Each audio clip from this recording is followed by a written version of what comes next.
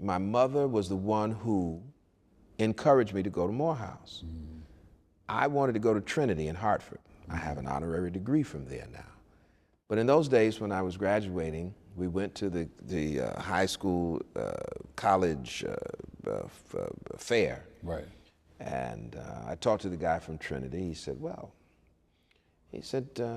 your grades are good enough. He said, we'll let you in, but we can't give you a full scholarship, partial scholarship. Well, that wouldn't do.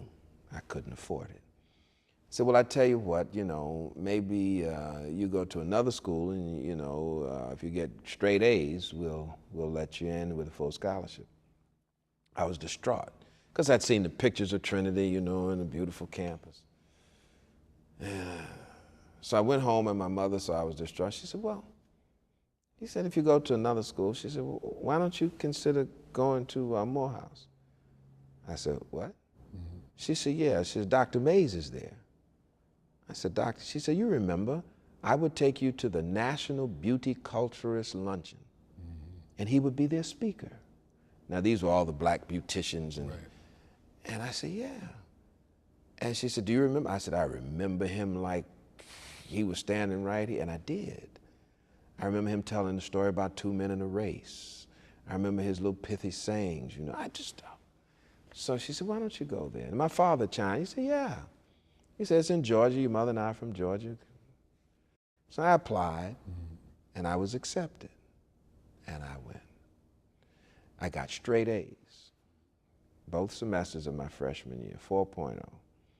So my mother said, you ready to go to Trinity? I said, no, I don't want to go. I met guys from, Los Angeles, Chicago, New York, but I met guys from Tennessee and Mississippi and Alabama and right there in Georgia, and the Atlanta experience at that time was just marvelous for me. And Dr. Mays retired the year I went, but he was still around. Right. And this last story about him, though there are many more, I was at Citizens Trust Bank down on, it was Hunter Street then, in Martin Luther King Drive. And I was opening an account.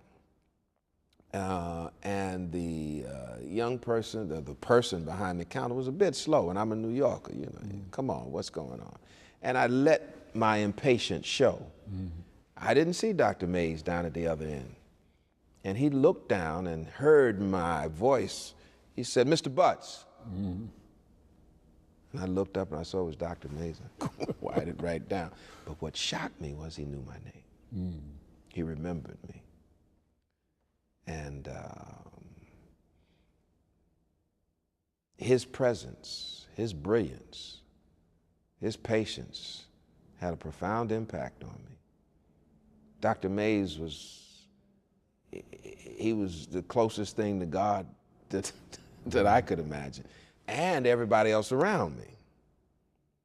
I'll never get over the influence he's had on my life. Now, he's major.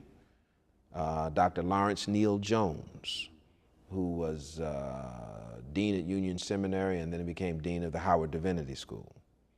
Dr. Samuel DeWitt Proctor, and Dr. Gardner Calvin Taylor.